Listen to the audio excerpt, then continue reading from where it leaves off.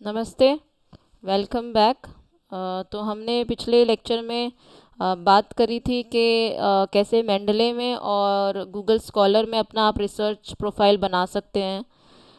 तो हम और भी एक दो का मैं आपको उदाहरण दे देती हूँ ताकि जब भी आप अपना रिसर्च प्रोफाइल बनाएं तो आपको थोड़ी आसानी हो जाए और थोड़ा सा आपको आइडिया लगे कि किस तरीके से आपको रिसर्च प्रोफाइल बनाना है और कैसे आपको करना है उसको लॉगिन।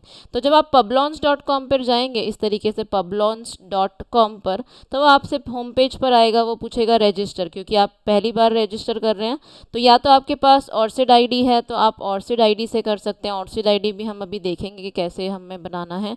आप अपने फेसबुक अकाउंट से जा सकते हैं, आप अपने लिंक्डइन अकाउंट से लॉगिन कर सकते हैं अगर आपका लिंक्डइन अकाउंट है। आप अपने गूगल अकाउंट से लॉगिन कर सकते हैं। अब इसमें एक चीज़ बहुत समझने वाली है कि ये एक अकाउंट जो है वो अपने आप दूसरे अकाउंट से कनेक्टेड होता है। एक जो डेटाबेस है वो अपने आप दूसरी डेटाबेस से कनेक्टेड होता है। तो कई बार ऐसा होता है कि आपको एक अकाउंट, आप अगर अपना प्रोफाइल बनाते हो तो आपको बहुत सारी जगह पर सारी डिटेल्स डालने की ज़रूरत नहीं होती और आपका प्रोफाइल उसी से लॉगिन हो जाता है। तो इसी तरीके से अगर हम आप ये किसी भी, अगर आपका इनमें से किसी में भी अकाउंट है, फेसबुक, गूगल, लिंक्डइन और सिड आईडी, तब भी आप लॉगिन कर सकते हैं, वरना आप नए सिरे से रजिस्टर भी कर सकते हैं। तो अब यहाँ पर देखिए, रजिस्टर में आप जाके अपना ईमेल आईडी और अपना पासवर्ड डालकर आप रजिस्टर कर सकते हैं। जब आप रजिस्टर करेंगे तो इस तरीके का एक होम पेज खुलेगा। तो जब ये होम पेज खुलेगा तो आपका प्रोफाइल, ये जो पबलॉन्स और ऑर्चिड है, इसमें एक बहुत बड़ा फ़ायदा ये है कि यहाँ पे बहुत सारे इंफॉर्मेशंस आपको मिलती है, बहुत सारी माहिती आपको मिलती है। जैसे देखिए, माय रिकॉर्ड्स, पहले तो अपना प्रोफाइल हमेशा कंप्लीट रखिए। ये मैंने एक सैम्पल प्रोफाइल ही बनाया हुआ है आप लोगों को दिखाने के लिए। तो इसमें मेरा प्रोफाइल कंप्लीट नहीं है, पर मैं आप लोगों को बताती हूँ कि आप इधर प्रोफाइल में जाकर आप अपना प्रोफाइल कंप्लीट करिए। फिर आप अपने माय रिकॉर्ड्स पब्लिकेशंस में जाके अपने पब्लिकेशंस ऐड करिए कि मेरे कौन से पब्लिकेशंस हैं और कौन सी कम्युनिटी से मैं ज्वाइन हुआ हूँ, वो भी वो दिखाता है। जैसे कि अभी आप 2 मिनट वहाँ हम देख लेते हैं कि क्या क्या चीज़ें वो दिखाता है।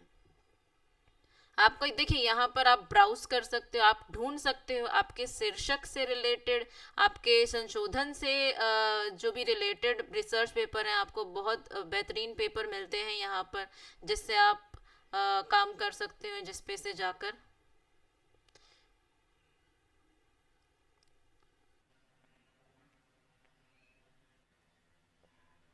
तो जब आप लोगों से जुड़ते हैं रिसर्च में, नए नए लेखकों से जुड़ते हैं, तो आपको हमेशा नई चीजें सीखने को मिलती है, नई चीजें जानने को मिलती हैं।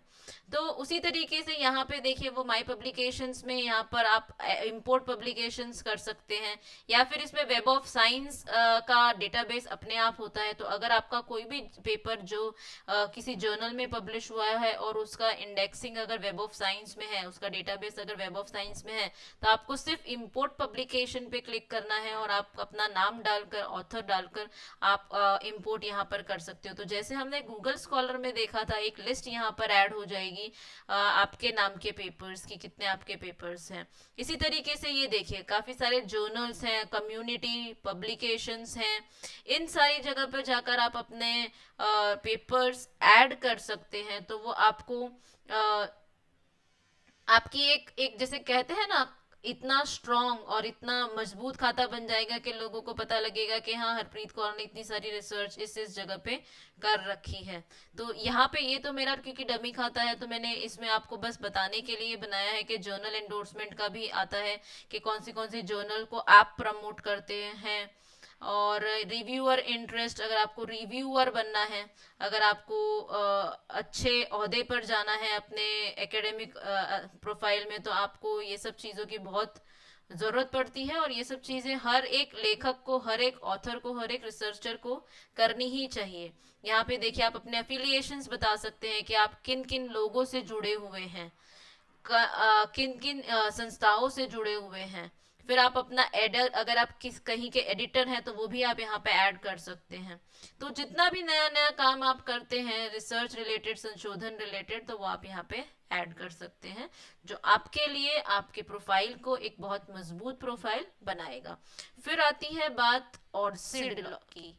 जैसे मैंने बताया, ऑर्सिड एक बहुत ही अच्छा डेटाबेस है, आपको उसमें प्रोफाइल बनाना चाहिए नए नए, अगर आपको कोलैबोरेशन करने हैं तो यहाँ पर अगर आप रजिस्टर पे क्लिक करते हैं तो आपसे जैसे मैंने आपको कल स्क्रीनशॉट्स भी दिखाए थे लेक्चर में कि कौन से स्क्रीनशॉट्स वो आपसे नहीं मांगेगा, पासवर्ड मांगेगा, आपका एरिया ऑफ इंटरेस्ट, कौन कौन लोग आपके प्रोफाइल को देख सकते हैं, जिसमें एवरीवन था और ओनली मी था या सिलेक्टेड पीपल था। तो मैंने बताया था एवरीवन क्लिक करते हैं तो ज़्यादा बेहतर रहता है, क्योंकि लोग आपको देख सकते हैं, ज़्यादा लोग, हर कोई आपको देख सकता है। जब आप रजिस्टर कर देते हैं तो आपका होम पेज इस तरीके का एक होम पेज आपका ओपन होता है। ये फॉर रिसर्चर पर मैंने क्लिक किया है।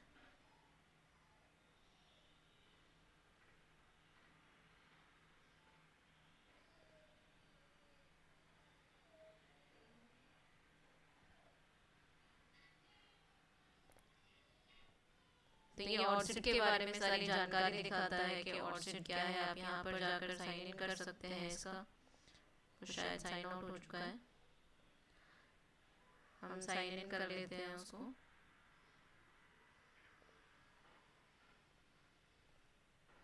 ये देखिए जो आईडी दिखाता है 001, वो एक आपकी आईडी बनती है। जब भी आप जैसे हम कहते हैं ना आधार कार्ड हमारा एक आईडी है, तो उसी तरीके से जब भी आप ऑर्चिड पर अपना अकाउंट बनाएंगे तो आपको एक आईडी देगा। जैसे पैन नंबर एक आईडी हो गया, जैसे आधार कार्ड एक आईडी हो गया, तो उस आईडी के हिसाब से आप कहीं पे और पे लॉगिन, जैसे पबलॉन्स में भी अगर आपको लॉगिन करना है तो आप उस आईडी पे जाके लॉगिन कर सकते हैं। या फिर आपको अगर मेंडले में बहुत सारे ऐसे रिसर्च कोलैबोरेशंस हुए हैं कि वहाँ पे वो आपको सिर्फ आपके ऑर्चिड आईडी से ही काम कर सकते हैं आप।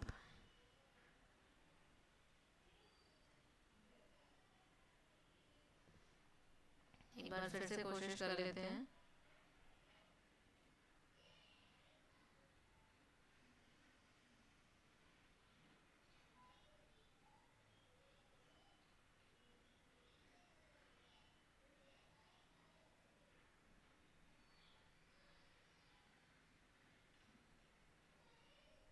तो जब भी आप अपना रिसर्च प्रोफाइल बनाने की कोशिश करते हैं, पहली बार अगर कोई बना रहा है, तो मैं ये एडवाइस करूंगी कि आप सबसे पहले गूगल स्कॉलर पे एक बनाइए। वो सबसे आसान है, वो बिगिनर स्टेप है। और उसके बाद आप फिर ऑर्चिड पे बनाइए। तो जब भी आप ऑर्चिड पे लॉगिन करते हैं तो आप दूसरी सारे जो प्रोफाइल्स हैं, दूसरे सारे जो कोलैबोरेशंस हैं, उस पर भी आप सिर्फ उस पर जाकर आप लॉगिन कर सकते हैं।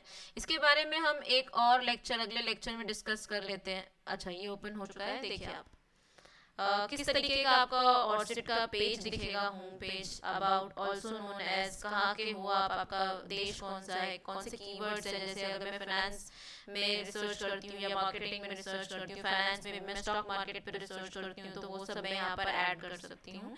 ये एक मैंने डमी प्रोफाइल बनाया था। आप यहाँ पे देखिए फंडिंग, अगर कहीं पर वित्तीय मदद किसी को चाहिए होती है, जो फंडिंग रिसर्च होती है, वो यहाँ पर आप ऐड कर सकते हैं कि मैंने इतना इतना काम किया है।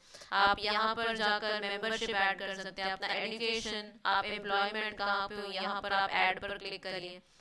क्वालिफिकेशंस ऐड कर सकते हो, आपकी सारी डिग्रियां, सारे आपके कितने कितने क्वालिफिकेशंस है वो ऐड कर सकते हो। तो इस तरीके से आप अपना एक कंप्लीट, देखिए ये जो नंबर है मेरा 4 टाइम्स 0001565146007, ये मेरा ऑर्चिड आईडी है। तो जब भी अगर मैं पबलॉन्स पे जाकर इस आईडी से लिंक करके उसको क्लिक करूंगी तो वो मेरे को दोबारा रजिस्ट्रेशन करने की जरूरत नहीं है। तो इस तरीके से आप अपना एक आईडी बनाकर और आप अपना एक रिसर्च प्रोफाइल बनाकर एक कहते हैं कि उस संशोधनकर्ताओं की दुनिया में अगर आपको जाना है तो आपको ये आईडीज की, ये प्रोफाइल की बहुत ज़रूरत होती है।